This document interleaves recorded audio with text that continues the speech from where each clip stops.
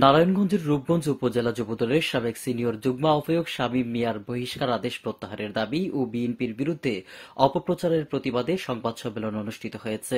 শুক্রবার বিকেলে উপজেলার চনপাড়া ইউনিয়ন বিএনপির অঙ্গ সহযোগী সংগঠনের নেতাকর্মীদের উদ্যোগে চনপাড়া এলাকায় সংগঠনের কার্যালয়ে এই সংবাদ সম্মেলন অনুষ্ঠিত হয়।